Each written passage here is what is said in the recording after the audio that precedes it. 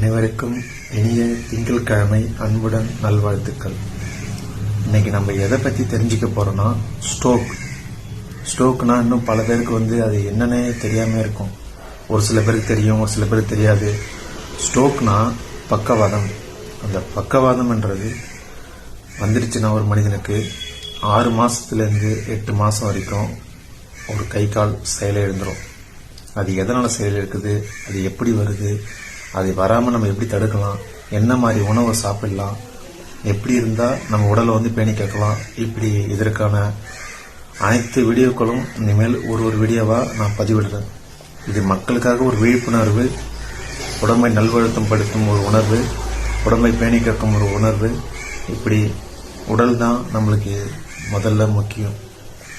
அதனால எனக்குள்ள தோன்றதையும் என் அறிவுக்கு ஏற்றதையும் என்னால் முடிஞ்சதை செய்வதையும் இப்படி அனைத்து விதமான வீடியோக்களும் நான் பதிவிடுறேன். ஃபேஸ்புக்கில், யூடியூப்பில், இன்னும் ஒரு சில நாட்களில் லைவ் சேனல் போடுவேன். நான் பேசுறது மனிதனுக்கு உபயோகப்படும், மனிதனை நல்வழிப்படுத்தும், மனிதனை உயர்த்தும், நோயிலிருந்து தவிர்க்கவும் செய்யும். அதனால மனிதர்கள் அனைவரும் இதை கடைபிடிங்கள். இன்னைக்கு நான் முதல் வீடியோவில் ஸ்ட்ரோக், நான் பிசியோதெரபிஸ்ட். இப்போ 3 பேரை பார்த்துருக்கேன். ஒரு பக்கவாதம்ன்ற ஒரு அண்ணனை குணப்படுத்திட்டேன், 80% குணப்படுத்திட்டேன் 15 நாளில். அப்போனா பார்த்துங்க, 15 நாளில் ஒரு ஸ்ட்ரோக் ஒரு அண்ணனை 15 நாளில் நான் குணப்படுத்தி எழுதி நடக்க வச்சிருக்கேன். இந்த ஸ்ட்ரோக் வந்துருச்சுன்னா லெஃப்ட் சைடு அட்டாக் ஆச்சுன்னா ரைட் சைடு வேலை செய்யாது, ரைட் சைடு அட்டாக் ஆச்சுன்னா லெஃப்ட் சைடு வேலை செய்யாது. இது பயங்கரமா இருக்கும். ஒரு கை கால் செயலிழந்துரும். ஃபிங்கர் நம்ம இப்ப நார்மலா இப்படி தூக்குறோம்ல, அதே போல எதுவுமே பண்ண முடியாது. செயலிழந்துச்சுன்னா உங்களால ஒரு பாத்ரூம் போறதுக்கும் ஒரு குளிக்கிறதுக்கும் எதுவுமே பண்ண முடியாது. ஸ்ட்ரோக்ன்றது அப்படி ஒரு கொடுமையானது.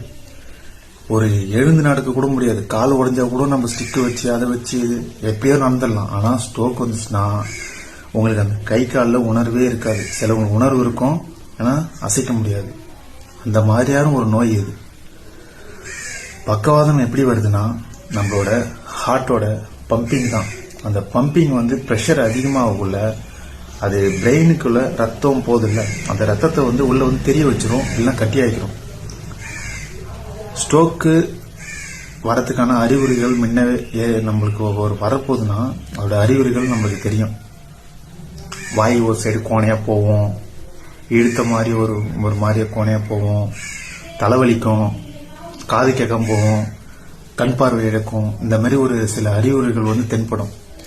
நம்ம அந்த மாதிரி தென்பட்டுச்சுன்னா நேரடியாக மருத்துவமனைக்கு போய் ட்ரீட்மெண்ட் எடுத்துக்கணும். இதுக்கான முதல் வழி இதுதான். ஸ்ட்ரோக் வந்துருச்சுன்னா யாரா இருந்தாலும் உடனடியாக 6 மாசத்துக்குள்ள அவங்களை நம்ம ரெக்கவரி பண்ணிடணும். அதுதான் நல்லது. இதை நாள் கடத்த விட்டுட்டுனா அது அப்படியே ஸ்டெக் ஆகி அப்படியே அந்த மசில்ஸ் எல்லாம் டைட் ஆயிரும். ஸ்ட்ரோக் வரக்கூடாதுன்னா நம்ம எடுத்துக்கிற உணவு பழக்கம் தான் மிகவும் அடிப்படை. எந்த அளவுக்கு நம்ம சரியான முறையில் சாப்பிட்றோமோ, எந்த அளவுக்கு ப்ரெஷர் ஆகாமல் இருக்குமோ அந்த அளவுக்கு உடம்புக்கு நல்லது. ஆனா ப்ரெஷர் தான் நம்மளுக்கு முதல் காரணமே. 2 ஒரு ஜீவன் தான் நம்மளை அழிக்கும். ஒன்று சுகர், இன்னொன்று பிபி. இது 2மே தான் ஆளை கொன்றும். பிபின்றது அது சாதாரண ஒரு விஷயம் கிடையாது. நம்மள உடம்புல இருக்கிற அழிக்கிற ஒரு கிருமி. அந்த கிருமியை நம்ம வளர விடக்கூடாது. அந்த பிபினால தான் பக்கவாதம் என்ற ஒரு ப்ரெஷர் பிரெயினுக்கு ரத்தம் மேல போய் தெரிஞ்சிருது. சிலவங்களுக்கு அந்த கார்டிக்ஸ் என்ற ஒரு தொண்டையில பேச்சு கூட வராத அளவுக்கு, நான் இப்போ ஒரு பேஷண்ட் அட்டன் பண்ணிருக்கேன், பேச்சு கூட வராத அளவுக்கு அந்த அளவுக்கு அட்டாக் ஆயிருக்கு.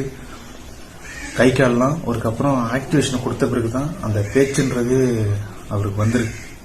அதனால ஸ்ட்ரோக் வராம இருக்கணும்னா மாதுளம்பழம் எடுத்துக்கங்க, ஜூஸா எடுத்துக்கலாம். இல்ல தினமும் ஒரு ஆஃப் போதும், அரை மாதுளம்பழம் நீங்க சாப்பிட்டாலே போதும். வாழைப்பழம் சாப்பிடணும், கீரை வகைகள் அதிகமாக எடுத்துக்கணும்.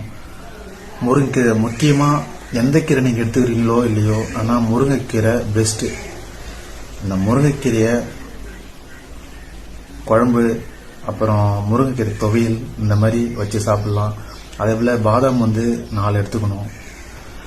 தண்ணியில் ஊற வச்சுருங்க, நைட்லேயே ஊற வச்சுருங்க.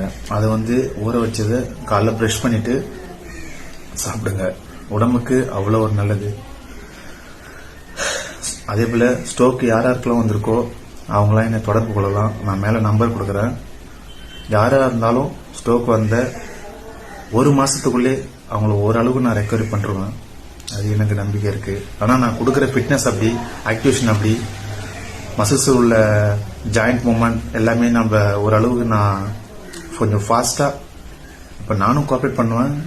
அந்த பக்கவாதம் அட்டாக் ஆனவங்க அந்த பேஷண்ட்டை கோஆப்ரேட் பண்ணாலே 1 மாதம் இல்லை 1.5 மாதத்துலேயே அவங்கள ஒரு 80% ரெக்கவர் பண்ணிடலாம். நன்றி, வணக்கம்.